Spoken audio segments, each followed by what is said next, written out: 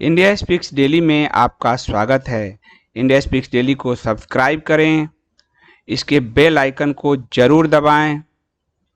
Join button के जरिए आप इसकी सदस्यता जरूर लें और यदि इसका कंटेंट आपको गुणवत्तापूर्ण लगता है तो आप 100 रुपीज़ पर मंथ का सब्सक्रिप्शन जरूर पे करें।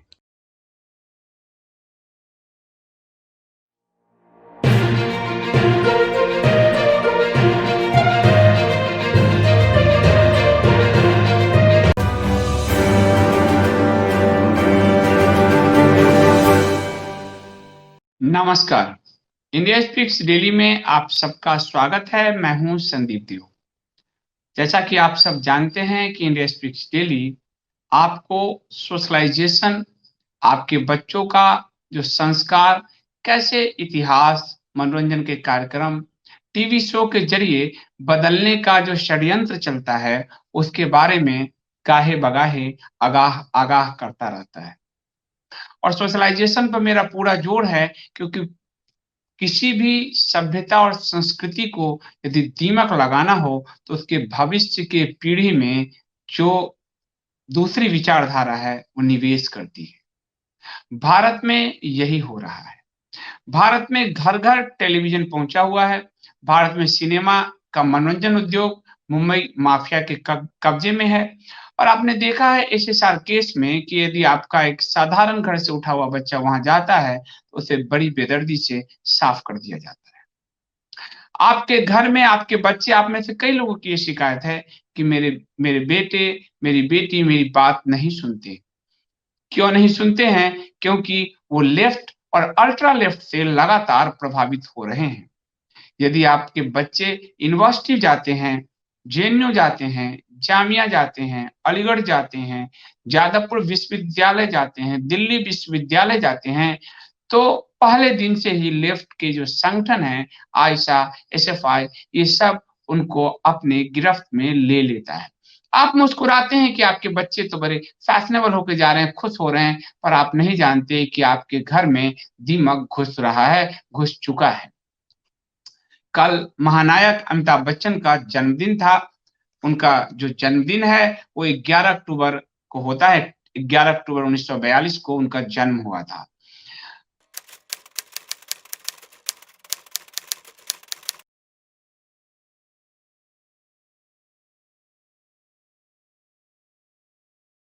अन्य साल की तुलना में अगर आप देखें, इस बार उनको जन्मदिन की बधाई देने वाले आम लोग नदारद थे। कुछ बड़े सेलिब्रिटीज एक दूसरे को दे रहे थे, उनको दे रहे थे बधाई। ऐसा क्यों हुआ? अमिताभ बच्चन लगातार कहीं ना कहीं अप्रत्यक्ष रूप से भारत के खिलाफ जो लोग खड़े हैं उनके साथ खड़े दिख रहे हैं। और यही वजह है कि आपको इंडिया स्पीक्स डेली में विपुल रेगे ने एक खबर भी दी है, जिसमें आप देखेंगे कि प्रकाश जावड़ेकर जो हैं वो बड़े दुखी हैं कि रेटिंग गिर रहा है। केबीसी का दुखी है, बिग बॉस का रेटिंग गिर रहा है, दुखी है आज तक का रेटिंग गिर रहा है। नाम नहीं लिया है लेकिन वो दुखी हैं कि वो रेटिंग गिर रहा है। ये रेटिंग क्यों गिर रहा है, इस बात को समझने की जरूरत है कि ये रेटिंग गिर क्यों रहा है। सबसे बड़ी बात कि अमिताभ बच्चन जो हैं वो एसएसआर केस में बिल्कुल खामोश रहे, बिल्कुल ही खामोश रहे। और उनकी पत्नी जया बच्चन ने संसद का उपयोग सफेद पुड़िया गिरोह को बचाने के लिए किया। जनता तो नाराज थी ही उनसे। मैं कहूंगा प्रकाश जावड़ेकर वाली खबर खोज के दिखाओ इंडिया स्पीक्स टीवी से। तो जनता तो नाराज थी ही। अब महानायक के जरिए हमारे घरों में किस तरह की घुसपैठ हो रही है, उस पर आपको ध्यान देने की जरूरत है। इस बार वैसे भी केबीसी की जो रेटिंग है वो बहुत लो है। धीरे धीरे लगता है जीरो पहुंच जाएगी। जनता का गुस्सा दिख रहा है, लेकिन पीछे का जो साइकोलॉजी है और पीछे का जो उनका मनोविज्ञान जो है, जो हमारे घरों पर कैसे इम्पैक्ट कर रहा है, वो मैं आपको दिखाऊंगा कुछ क्वेश्चंस के साथ। लेकिन आपको एक बात बता दूं, साफ साफ बता दूं कि आपके बच्चों को बचाना इस लेफ्ट, अल्ट्रा लेफ्ट जो एरा चल रहा है, उससे आपकी जिम्मेदारी है, अमिताभ बच्चन की नहीं है। इसलिए अमिताभ बच्चन को गाली देकर आप अपनी जवाबदेही से मुक्त नहीं हो सकते। अमिताभ बच्चन के प्रोग्राम का बहिष्कार जरूरी है, बिग बॉस का बहिष्कार जरूरी है, लेकिन आप अपनी जवाबदेही से मुंह नहीं मोड़ सकते। अब केबीसी चल रहा है, मुझे याद है केबीसी में मेरे पिताजी से लेके मेरे बेटे भतीजे तक कभी भाग लेते थे, देखते थे। इस बार कोई नहीं देख रहा है अमिताभ के अपने आचरण के कारण। केबीसी में कुछ सवाल ऐसे पूछे जा रहे हैं जो भारत के विरोध में है, उनको ग्लोरीफाई किया जा रहा है। ध्यान दीजिए इसको, जो भारत के विरोध में उनको ग्लोरीफाई किया जा रहा है। 70-80 के दशक में यही अमिताभ को रचने वाले, महानायक को रचने वाले जावेद अख्तर उस दशक में करीम लाला, डी गैंग इन सबको ग्लोरीफाई करते थे। मंदिर को नास्तिक बताते थे, लेकिन शोले में जो है चाचा अजान पढ़ने चले जाते हैं, बेटा अगर मरा हुआ भी है तो बहुत ही एक साइकोलॉजिकल वार है आपके घर में घुसने का। अब अमिताभ बच्चन केबीसी में आप देखेंगे कि 2 तरह के सवाल पूछ रहे हैं अभी। एक सवाल उन्होंने पूछा कि 2020 में रिचर्ड डॉकिंस अवार्ड, जिसे एथिस्ट अलायंस ऑफ अमेरिका ने स्थापित किया, से सम्मानित होने वाले पहले भारतीय कौन बने? इस बात को बड़ा ध्यान दीजिएगा, इसकी पूरी साइकोलॉजी आपको समझना है। समझना क्या है कि पहली कि रिचर्ड डॉकिंस अवार्ड कौन दे रहा है? Athens alliance of America, America का वो समाज जो नास्तिकता को बढ़ाता है। याद रखिए, जावेद अख्तर, इसमें नाम दिया गया है स्वरा भास्कर, अल्ट्रा लेफ्ट, जो भारत की उस संप्रभुता को हमेशा चुनौती दे रही है, वो भारत के पूरी पीढ़ी को खराब कर रही है, वो स्वरा भास्कर। रवीश कुमार, जो लगातार फर्जी रिपोर्ट कर रहा है, जो मुंह पर काली मल रहा है। ननों के साथ जो दुष्कर्म हुआ बंगाल से, वो घटना से लेकर जज लोया तक ये आदमी लगातार फर्जी रिपोर्ट कर रहा है। यही नहीं, दिल्ली हिंसा में एक जो शाहरुख पकड़ा गया हथियार के साथ, उसे भी अनुराग श्रीवास्तव हिंदू बनाने की इस व्यक्ति ने कोशिश की। तो किनको ग्लोरीफाई किया जा रहा है, इस बात को देखिए। तीसरा नाम है अनुराग कश्यप।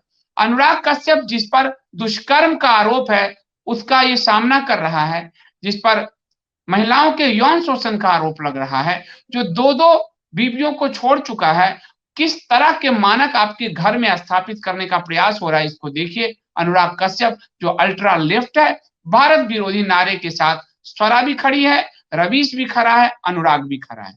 चौथा नाम है जावेद अख्तर।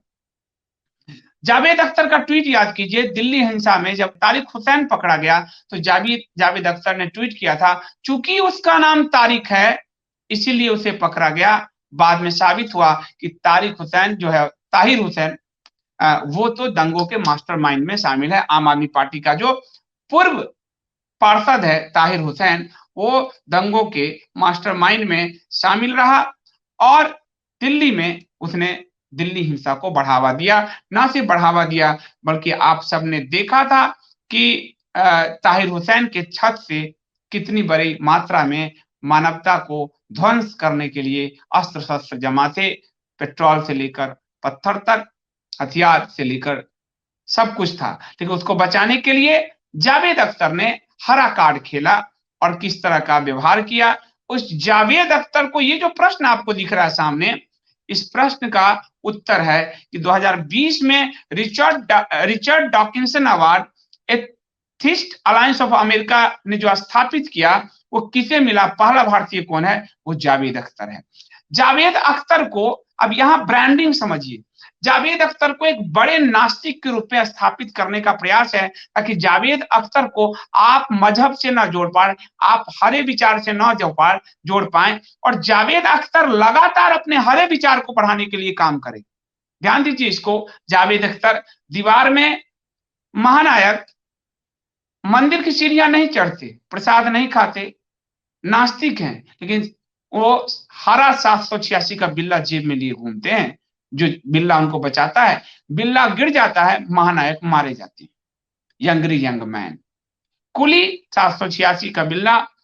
शोले मंदिर में वीरू जो है, भगवान शिव के पीछे से छुपकर भगवान शिव का मजाक उड़ा रहा है, मिमिक्री कर रहा है। लेकिन वहीं वो जो चाचा है, जिसके बच्चे को गब्बर ने मारा है, हरा हरा चाचा है, वो हरा हरा चाचा बच्चे के कि कसब पड़ा है, और उसको छोड़कर वो नमाज अदा करने चला जाता है बसंती का हाथ पकड़ के।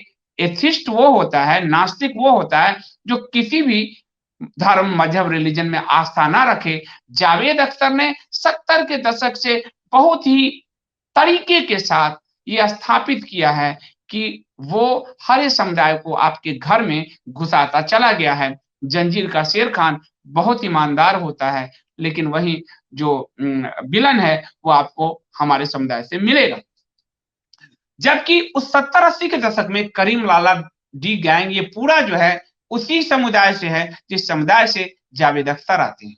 लेकिन जावेद अख्तर ने गब्बर से लेकर और अजीत तक को पेंट किया एक बहुसंख्यक समुदाय के विलन के रूप में, और बचाया किसी चाचा को, किसी शेर खान को, वो खड़ा करके वो एक सिंपैथी की लहर पैदा किया।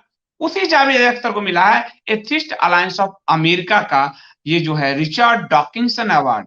रिचर्ड डॉकिंसन अवार्ड करता क्या है? रिचर्ड डॉकिंसन अवार्ड सेकुलरिज्म, उसको इसका जो पूरा फंडा है वो है कि दुनिया को सेकुलर बनाना, धर्मनिरपेक्ष बनाना, पर वास्तव में वो दुनिया के जो अन्य धर्म है, खासकर हिंदू धर्म है, उन सब पर उनका जो अटैक जो लोग करते हैं वो आगे बढ़ते हैं। ये जो हरा और सफेद है उसके विचारों को अवार्ड के जरिए आगे बढ़ाता है। अवार्ड के जरिए खेल कैसे होता है ये मैंने आपको अपनी पुस्तक साजिश की कहानी तथ्यों की जुबानी में एक रमन मैग्सेसे पुरस्कार को लेकर दिया है। मैं इसीलिए कह रहा हूं ये पुस्तक जब भी आगे कोई भी काम होगा उसका एक रेफरेंस बुक है ये किताब। वो क्या मैंने लिखा है आपको बताता हूं। और ये अमेरिका का है। अमेरिका क्या काम कर रहा है आपको बताऊं। सफेद का और अमेरिका का पूरे जो सोसाइटी है, खासकर जितना भी यूनिवर्सिटीज हैं, उस यूनिवर्सिटी में बड़े पैमाने पर मिडिल ईस्ट का पैसा लगा हुआ है, खासकर वहां का सोशियोलॉजी डिपार्टमेंट और वहां के जो पूरे ऑर्गेनाइजेशन है।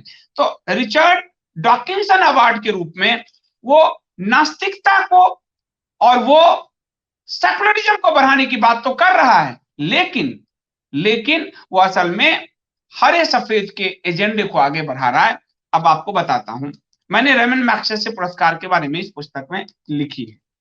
अमेरिकी नीतियों को पूरी दुनिया में लागू कराने के लिए अमेरिकी खुफिया bureau central intelligence agency CIA, America की मशहूर कार निर्माता कंपनी फोर्ड द्वारा संचालित फोर्ड फाउंडेशन एवं अन्य फंडिंग एजेंसी के साथ मिलकर काम करती है। 1953 में फिलीपींस की पूरी राजनीति और चुनाव को CIA ने अपने कब्जे में ले लिया था। भारतीय मैं आगे बढ़ता हूं। अरविंद केजरीवाल को भी रमन मैग्सेसे मिला है और अभी रवीश कुमार को भी। कैसे भारत की पूरी पॉलिटिक्स और समाज व्यवस्था को अपने अनुरूप ढालने के लिए आपको लगेगा अरे मेरा बच्चा बहुत तेज है, हो रहा है, जवाब दे रहा है, पर आपका बच्चा अल्ट्रा लेफ्ट की तरफ जा रहा है, आपको पता भी नहीं चल रहा है। अब आपको बता रहा हूं कि इसमें मैंने लिखा है रेमन मैग्सेसे के जरिए फिलीपींस की राजनीति को पूरी तरह से अपने कब्जे में करने के लिए अमेरिका ने उस जमाने में प्रचार के लिए राष्ट्रीय अंतर्राष्ट्रीय छवि निर्माण से लेकर उन्हें नाcionalista पार्टी का उम्मीदवार बनाने के लिए, चुनाव जिताने के लिए करीब $30 मिलियन खर्च किया था। किसको? रेमन मैग्सेसे को। रेमन मैग्सेसे को चुनाव जिताने के लिए $30 मिलियन तब खर्च किया गया था। और उसके नाम पर ये जो पुरस्कार है वो पूरी ब्रांडिंग है, पूरे लेफ्ट लिबरल्स का पूरा लेफ्ट लैंपटो का पूरा इतिहास आप देखेंगे तो पुरस्कार के जरिए वो खेल खेलते हैं। अभी जावेद अख्तर चूंकि कहा गया एग्रेसिव बोलने के लिए, और जो दिल्ली का जो हिंसा हुआ उस हिंसा में चूंकि यूरोप के बड़े बड़े चर्चों से पैसे आए हैं, आपको बताया है, तो एक मजबूत चेहरा चाहिए जो नास्तिक दिखे पर वो बचाए हरों को और बचाए सफेद पैसे को। सीधा खेल है। इसीलिए जावेद अख्तर को ये पुरस्कार देकर ब्रांडिंग की गई कि वो नास्तिक है, और चूंकि सबको पता नहीं चलेगा इसलिए केबीसी का उपयोग किया गया, क्योंकि बच्चे तक घर में बैठकर ड्राइंग रूम में देखते हैं, दादा के साथ लेकर पोता तक की पूरी पीढ़ी बैठकर देखती है, तो आपको याद हो जाएगा कि जावेद अख्तर साहब तो नास्तिक। और तब जब जावेद अख्तर साहब ताहिर हुसैन की वकालत करेंगे तो आप कहोगे जावेद अख्तर साहब तो किसी मजहब के पक्ष में नहीं है, ताहिर हुसैन निर्दोष है। ये एक बहुत बड़ी लंबी साजिश और सोच का नतीजा है। एथिस्ट जो सोसाइटी है वो वास्तव में एथिस्ट सोसाइटी नहीं है, वो हरे सफेद का मिश्रण है। और इसीलिए इस सवाल का बहुत ही तरीके से चयन किया गया। जब दादा पोता से लेकर दादी बहू सब बैठकर देख रहे हो तब आपके दिमाग में बैठ जाएगा कि जावेद अख्तर तो नास्तिक है। पर मैं कहूंगा अब दादा के घर के दादा को, बहू को, कि याद रखिएगा, शिव के मंदिर के पीछे शिव की मिमिक्री करने वाला लाश पड़ी होती है बेटे की, लेकिन अजान पढ़ने जाता है। इस सोच को आप याद रखिएगा, जावेद अख्तर क्या है। और जब दिल्ली हिंसा में ताहिर हुसैन पकड़ा गया तो ताहिर हुसैन के लिए उसने हरा कार्ड खेला था। जावेद अख्तर अगर अच्छा इंसान होते, नास्तिक होते, तो वो कहते कि कानूनन ताहिर हुसैन पे अगर कार्रवाई हो रही है तो कानून ही अपना निर्णय देगा। इन्होंने कहा चूंकि उसका नाम ताहिर है, तो आपको मैंने ये पहली खबर पहले दे चुका हूं वीडियो कि 4 बड़े चर्च के जो पैसे जो है दिल्ली हिंसा में आए थे, और ताहिर और ये सब तो मोहरे थे, इसीलिए मैं उस मोहरे के पीछे के जो सफेद है, जो लाल है, उन पे हमेशा टारगेट करता हूं। तो वो उनको बचाने के लिए एक चेहरा चाहिए, ब्रांडिंग के लिए पुरस्कार का उपयोग किया गया, जैसे रवीश कुमार को, अरविंद केजरीवाल को। और मैंने लिखा है कि तत्कालीन सीआईए प्रमुख एलन डाउल्स की निगरानी में इस पूरी योजना को अंजाम दिया गया। सीआईए अधिकारी एडवर्ड लैंडसले ने इस पूरे योजना को अंजाम दिया था और 1972 में एडवर्ड लैंडसे द्वारा एक साक्षात्कार में इसकी बाकायदा पुष्टि हुई थी कि किस तरह पूरे फिलीपींस की राजनीति को सीआईए के अनुरूप ढालने के लिए रामन मैग्सेसे को खड़ा किया गया था। और बाद में उसी रामन मैग्सेसे के नाम पर फोर्ड फाउंडेशन, रॉकफेलर, इन सब ने पुरस्कार गढ़ा। इसे एशिया का नोबेल पुरस्कार बताया गया और वो ब्रांडिंग की गई। उसी का परिणाम है कि जितने भी आपको शहरी माओवादी दिखते हैं, जितने भी आपको पत्रकार अल्ट्रा लेफ्ट दिखते हैं, हरे सफेद लाल वाले दिखते हैं, उन सबको पुरस्कार मिलता है। वो अरविंद केजरीवाल हो या रवीश कुमार हो, एक लंबा चैन है। 10 में से 1-2 अच्छे दे देते हैं ताकि सवाल ना उठे। तो इस पूरे सवाल को जो पूछने का कारण यही है कि उस हिंसा में जो पैसा लगा है बाहर का, उसको मार्केट करने के लिए कुछ लोग चाहिए। इसीलिए ये आपको रिचर्ड डॉकिंसन अवार्ड का खेल किया गया जावेद अख्तर के नाम पर। जावेद अख्तर को दिया गया। अब बच्चे को पता चल जाएगा कि रिचर्ड डॉकिंसन अवार्ड, और चूंकि अवार्ड क्या है, इसीलिए उस क्वेश्चन में इसको पुट किया गया कि एथेइस्ट अलायंस ऑफ अमेरिका देती है। एथिस्ट से ही नास्तिक, सीधे अवार्ड देते तो इनकी मंशा समझ में आती कि साफ है। एथेइस्ट अलायंस ऑफ अमेरिका यानी नास्तिकों का पुरस्कार, जो दुनिया को सेकुलर बनाना चाहता है, सारे धर्म और इन सब से मुक्त करना चाहता है। मुक्त करना चाहते हो तो नाम अगर हम लेते हैं हरे का तो हमें बैन क्यों कर देते हो? तुम तो चाहते हो ना सबसे मुक्त हो जाए, तो सच्चाई बताते हैं तो बैन क्यों करते हो? इन सब से मुक्ति तो हम भी चाहते हैं, लेकिन नहीं, वो मुक्ति हमसे चाहते हैं। वो मुक्ति हमसे चाहते हैं क्योंकि उनकी नजर में हम लहलहाती फसल हैं, जिसको लेकर वो लोग अपनी संख्या बढ़ा सकते हैं। अब हम दूसरे सवाल पे आते हैं। इसी का जो दूसरा सवाल पूछा गया, वो पूछा गया कि इस युवा नेता को उसकी आवाज से पहचानिए। युवा नेता किसे कहा गया, ध्यान दीजिए। दादा, बच्चा, पति, पत्नी, बहू, सास सब बैठी हैं, और जो लोग ट्रेटर हैं, देशद्रोही हैं, ना सिर्फ आरोप है, जो जेल में बंद है, जो दिल्ली में 55 लोगों के मारे जाने की वजह है।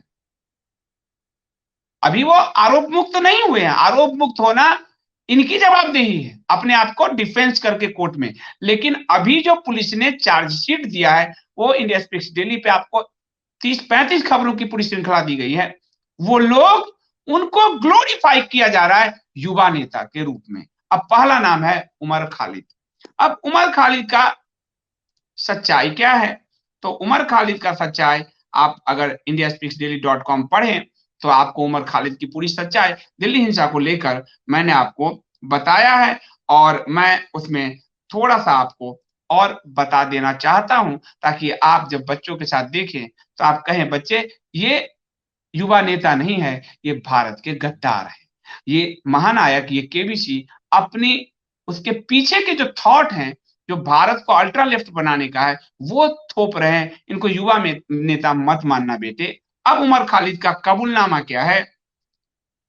स्पेशल सेल दिल्ली ने जो 15 आरोपियों के खिलाफ आरोप पत्र दाखिल किया है, उस पर जो है आपको उस आरोप पत्र में साफ-साफ कहा गया है कि 16 सितंबर मतलब जो है पूरा काफ़ी लंबा चौड़ा है, हमने इसमें लिखा है कि सीए एनआरसी के खिलाफ जो व्हाट्सएप ग्रुप बनाया गया था और जिसमें 25 प्रदर्शन स्थल से जुड़े व्हाट्सएप ग्रुप इसमें शामिल थे, सबकी पूरी चैट को खंगाला गया था और इसमें चैट सबूत के तौर पर अदालत में पेश किया गया है।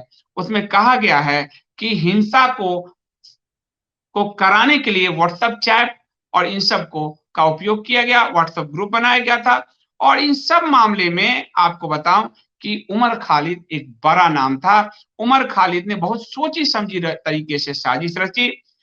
पुलिस ने उमर खालिद के मोबाइल की फोरेंसिक रिपोर्ट मंगवाई है, उसका विश्लेषण पूरा हुआ है और उसके मोबाइल से 40 जीबी डाटा मिला है, जो दिल्ली हिंसा को भड़काने के लिए यूज किया गया। 40 जीबी डाटा, वो जेल में है अभी, वो जेल में है।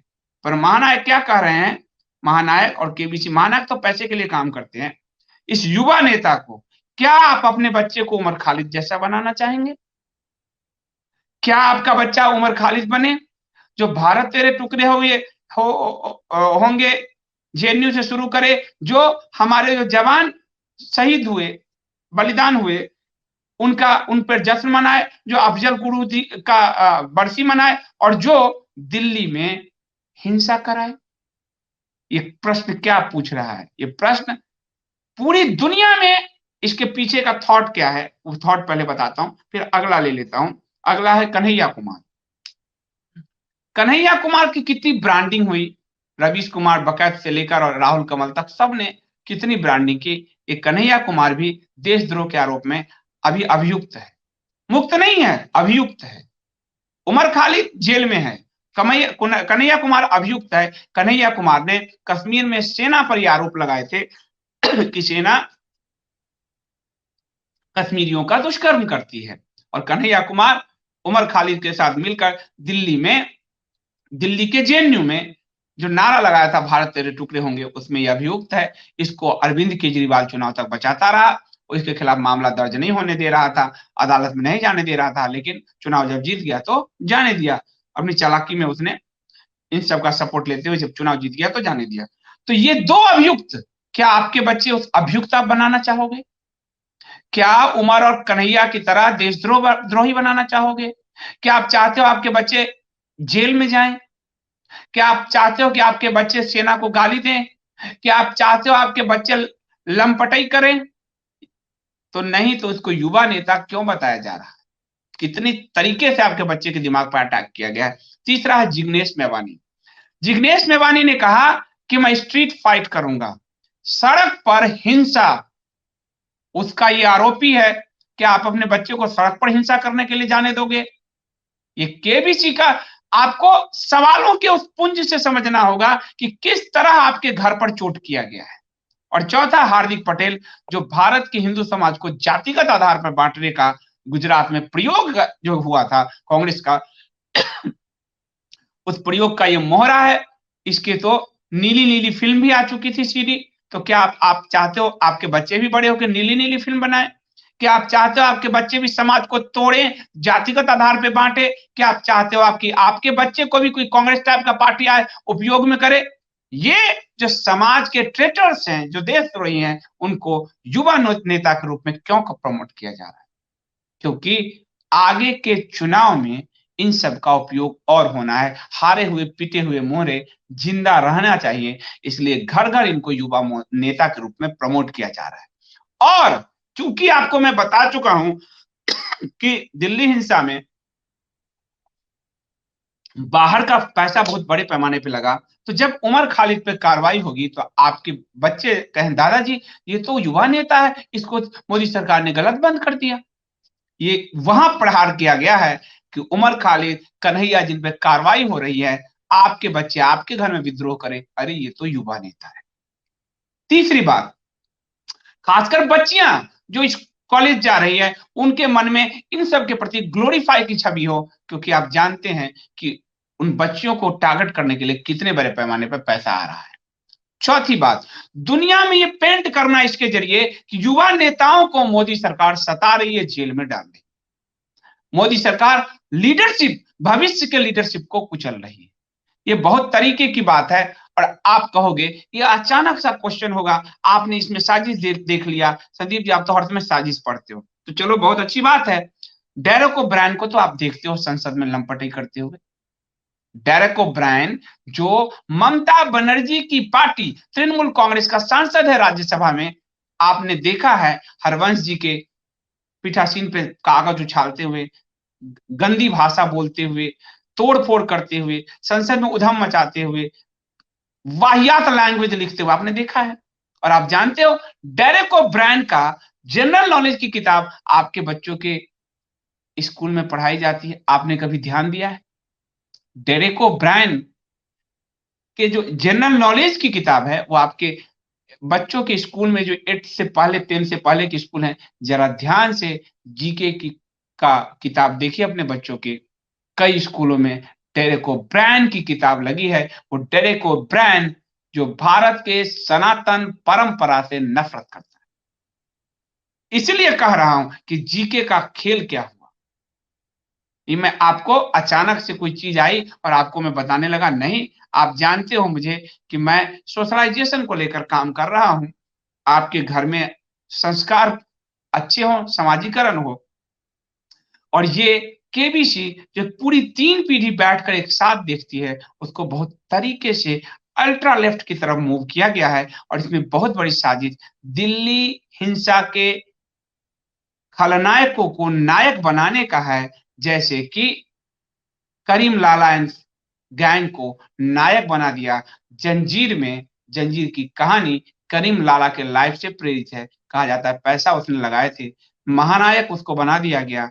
और किसी एक अ, हमारी परंपरा से जो लोग हैं उसको गुंडा बना दिया गया। हमारे धर्म को नास्तिकता में धकेला गया और वहां 786 लिए घूमता रहा। बहुत ही तरीके से ब्रेन पर वार किया जाता है। छोटे बच्चे नहीं समझ पाते और बड़ों के पास तो फुर्सत ही नहीं है, अपनी ही दुनिया में जीते हैं, खाते कमाते अघाते, मरने के इंतजार में, बुढ़ापा में एक घर बनाते, कब्र में पैर लटकाते, आओ मुझे मारकर ले चलो यमराज। यहाँ की ही उनकी यात्रा है। सोचने समझने का जो, समझाने का जो समय है वो बच्चों को नहीं दिया जा रहा है। बाद में बच्चों को दोष दिया जाता है, असल में दोष तो हम बड़ों का है, जो बच्चों को उस तरीके से नहीं समझा पा रहे हैं कि हमारे घर में महानायक सिर्फ पैसे के लिए काम कर रहे हैं। महानायक कोई कोई महानायक नहीं है। महानायक आपके आदर्श नहीं होने चाहिए, क्योंकि महानायक पैसे के लिए इसके एवज में उनको मोटी रकम मिल रही है। इसलिए वो पेप्सी भी पिलवाते थे आपको, जिससे टॉयलेट साफ होता है। और वो इसके लिए आपको उमर खालिद को युवा नेता भी बताते हैं। और रिचर्ड जो अवार्ड है, एथिस्ट अवार्ड जो सोसाइटी देती है, आपकी सनातन परंपरा को नष्ट करने के लिए किसी जावेद अख्तर को खड़ा किया जाता है, ताकि ताहिर हुसैन के लिए मार्केटिंग कर सके। ये बहुत बड़ी गाढ़ी साजिश है। बिग बॉस तो आप देख रहे हो, बिग बॉस का मतलब उच्छृंखलता है, एक दूसरे के साथ नग्नता, खुलेआम नग्नता, सामने नग्नता, परिवार में नग्नता। और आप कहोगे कि आप फालतू बातें करते हो संदीप जी। अ, मैं अगर फालतू बात करता हूं तो सुप्रीम कोर्ट क्यों परमिशन देती है कि पत्नी चाहे तो किसी और मर्द को घर ले आए, पति चाहे तो किसी और औरत को घर ले आए और गेस्ट रिलेशन बनाए? ये क्या है? ये आपके सुप्रीम कोर्ट तक इसकी लड़ाई लड़ी जाती है। आप सोए रहते हैं क्योंकि आपको पता नहीं चलता कि ये लोग कर क्या रहे हैं। मैंने बार-बार कहा है, एक सांस्कृतिक युद्ध है, कल्चरल वार है। अमेरिका अपनी संस्कृति के प्रति बहुत सजग है। अमेरिका की जो संस्कृति है हॉलीवुड, वो पूरी पृथ्वी को किसी एलियन से बचाने का, यानी पूरी दुनिया में अमेरिका ही आपको बचा सकती है। और हमारी जो संस्कृति है उसमें जो बॉलीवुड है, वो भारत को गाली देकर हर एक पड़ोसी को ग्लोरीफाई करने का काम, चाहे नाम से लेकर बजरंगी भाईजान तक और टाइगर जिंदा है तक लगातार किया जाता है, क्योंकि पैसे उसमें हर एक का ही लगा हुआ है। इसलिए आप लोगों को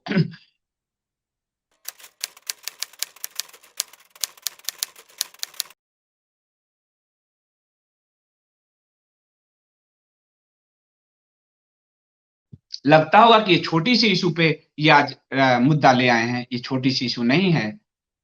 जब कोई राहुल दिल्ली के आदर्श नगर में मरता है, अपने बाप माँ का इकलौता, जब अंकित सक्सेना मरता है, उस बाप माँ को ये नहीं पता चलता कि उन्होंने जो गलतियां की थी उसका खामियाजा उनको भुगतना पड़ रहा है, क्योंकि उन्होंने अपने बच्चों को सावधान नहीं किया था। उन्होंने अपने बच्चों को सेकुलरिज्म सिखाई थी, वो सेकुलरिज्म आया और चला गया, और तब रोने के अलावा कुछ नहीं बचेगा। मेरा काम है समाज को जागरूक करना, समाजशास्त्र का विद्यार्थी हूँ, पत्रकार हूँ।